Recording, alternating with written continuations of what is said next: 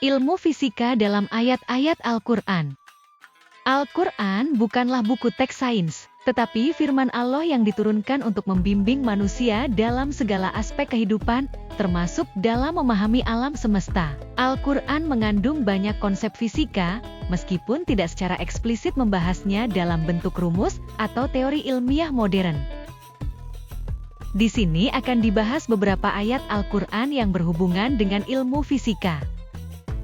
Sebelumnya terima kasih atas subscribe, like dan komen Anda.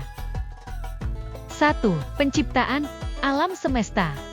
Mengutip space.com, teori Big Bang adalah penjelasan terbentuknya alam semesta. Teori Big Bang menjelaskan bahwa alam semesta yang kita kenal berasal dari titik tunggal dengan panas dan padat yang tak terhingga. Titik tunggal ini mengembang dan meregang dengan kecepatan yang tak terhingga dalam 13,8 miliar tahun dan terus berkembang menjadi alam semesta yang kita kenal sekarang. Penemuan teori Big Bang ditemukan oleh Georges Lemaitre yang berawal dari penemuan-penemuan teori lainnya. Georges Lemaitre adalah seorang pastor Katolik Roma sekaligus fisikawan berkebangsaan Belgia. Teori Big Bang baru ditemukan pada abad ke-20 sedangkan ayat Al-Quran telah menyebutkannya 14 abad yang silam. Adapun ayat Al-Quran tentang teori Big Bang terdapat dalam surah Al-Anbiya ayat ke-30 yang artinya, apakah orang-orang kafir tidak mengetahui bahwa langit dan bumi, keduanya dahulu menyatu, kemudian kami memisahkan keduanya, dan kami menjadikan segala sesuatu yang hidup berasal dari air, maka, tidakkah mereka beriman? 2. Garis edar tata surya. Garis edar adalah jalur yang ditempuh oleh benda langit, seperti planet, komet, atau satelit, ketika mereka bergerak mengelilingi benda lain yang lebih besar, seperti bintang atau planet lain. Tata surya di alam semesta tidak terhingga. Salah satu tata surya yaitu tata surya kita yang disebut galaksi Bima Sakti. Pusat tata surya kita adalah matahari. Adapun ayat Al-Quran tentang garis edar adalah 1. Surat Al-Anbiya ayat 33, yang artinya, dan dialah yang telah menciptakan malam dan siang, matahari dan bulan, masing-masing dari keduanya itu beredar di dalam garis edarnya. 2. Surat Yasin ayat 38, arti ayat tersebut, dan matahari berjalan di tempat peredarannya. Demikianlah ketetapan yang maha perkasa lagi maha mengetahui. Tidak, air laut yang tidak menyatu. Ada beberapa tempat di dunia di mana dua massa air laut bertemu, tetapi tidak sepenuhnya bercampur, dan membentuk batas yang jelas antara keduanya. Fenomena ini disebabkan oleh perbedaan kepadatan, salinitas, kadar garam, dan suhu antara kedua massa air tersebut. Contoh pertemuan Laut Mediterania dan Samudra Atlantik di Selat Gibraltar. Ayat Al-Quran pada 14 abad yang lalu telah menjelaskan hal tersebut. 1. Surat Ar-Rahman ayat 19-20 berbunyi, Dia membiarkan dua laut mengalir yang, kemudian, keduanya bertemu. Di antara keduanya ada batas yang tidak dapat dilampaui oleh masing-masing. 2. Surat Al-Furqan ayat 53, yang artinya, dan dialah yang membiarkan dua laut mengalir, berdampingan, yang ini tawar lagi segar, dan yang lain asin lagi pahit, dan dia jadikan antara keduanya dinding, dan batas yang tidak tembus. 4. Peranan angin dalam proses terjadinya hujan. Dari sudut pandang fisika, hujan terjadi melalui beberapa tahapan. Air dari laut dan danau menguap karena panas matahari melalui proses evaporasi. Uap air tersebut kemudian naik ke atmosfer, dan membentuk awan.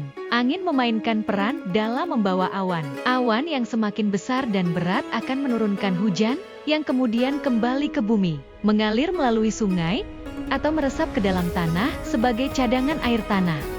Adapun ayatnya adalah, Allah lah yang mengirim angin, lalu ia, angin, menggerakkan awan, kemudian dia membentangkannya di langit menurut yang dikehendakinya, dan dia menjadikannya bergumpal-gumpal. Lalu engkau melihat hujan keluar dari celah-celahnya. Maka, apabila dia menurunkannya kepada hamba-hambanya yang dikehendakinya, seketika itu pula mereka bergembira. Al-Quran Surah Ar-Rum ayat 48.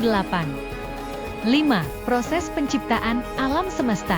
Menurut sains penciptaan langit dan bumi dalam 6 tahap atau masa. Masa pertama, Big Bang. Awal mula alam semesta, ruang dan waktu mulai terpisah. tetapi belum jelas. Masa kedua, inflasi jagat raya terjadi, materi fundamental mulai terbentuk, dan alam semesta mulai mengembang. Masa ketiga, inti atom terbentuk, gaya nuklir lemah terpisah, dan ruang, waktu, materi, serta energi mulai terpisah. Masa keempat, elektron mulai terbentuk dan menjadi bebas. Masa kelima, atom-atom stabil terbentuk, alam semesta mulai terlihat transparan dan mengembang. Masa keenam, atom-atom membentuk agregat, protogalaksi, dan galaksi mulai terbentuk, termasuk bintang dan planet. Hal ini sesuai dengan ayat Al-Quran yang diturunkan kepada Nabi Muhammad 14 abad yang lalu. 1. Surah Hud ayat 7, dan dialah yang menciptakan langit dan bumi dalam 6 masa, dan adalah arsy-Nya, singgasananya, di atas air, agar dia menguji siapakah di antara kamu yang lebih baik amalnya. Dan sungguh jika kamu, wahai Rasul, berkata kepada mereka, sesungguhnya kamu akan dibangkitkan sesudah mati, niscaya orang-orang kafir itu akan berkata, ini tidak lain hanyalah sihir yang nyata. 2. Surat Al-A'raf ayat 54 yang berbunyi, sesungguhnya Tuhan kamu adalah Allah yang menciptakan langit dan bumi dalam 6 masa, kemudian dia bersemayam di atas ars. Dia menutupkan malam kepada siang yang mengikutinya dengan cepat dan teratur. Dia ciptakan matahari, bulan dan bintang-bintang tunduk kepada perintahnya. Ingatlah, hanya miliknya lah segala penciptaan dan urusan. Maha suci Allah, Tuhan seluruh alam. Dalam tafsir Al-Quran, 6 masa, atau sitatu ayam dalam penciptaan langit dan bumi merujuk pada 6 periode atau tahapan waktu, bukan 6 hari dalam pengertian 24 jam. Masa-masa ini adalah waktu yang sangat panjang, dan hanya Allah yang mengetahui hakikatnya. 6. Gunung sebagai pasak. Dalam ilmu fisika, gunung tidak secara langsung berfungsi sebagai pasak dalam pengertian mekanis seperti paku yang menahan sesuatu. Namun, konsep gunung sebagai pasak bumi merujuk pada peran penting gunung dalam menjaga stabilitas kerak bumi dan mengurangi pergerakan lempeng yang berlebihan. Ilmu geologi modern mengungkap bahwa gunung memiliki akar yang menjorok jauh ke dalam bumi, bahkan lebih dalam dari tinggi gunung di permukaan. Ini seperti pasak yang tertanam kuat dalam tanah, memperkuat struktur gunung dan membantu menstabilkan kerak bumi.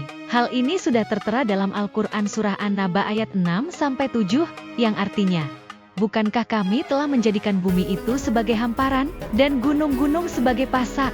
Atau Surah An-Nahl ayat 15 yang artinya, dan dia menancapkan gunung-gunung di bumi, supaya bumi itu tidak goncang bersama kamu. Dan dia menciptakan sungai-sungai dan jalan-jalan agar kamu mendapat petunjuk. Itulah beberapa ayat Al-Quran yang berhubungan dengan ilmu fisika, serta masih banyak lagi yang belum disebutkan yang berhubungan dengan sains.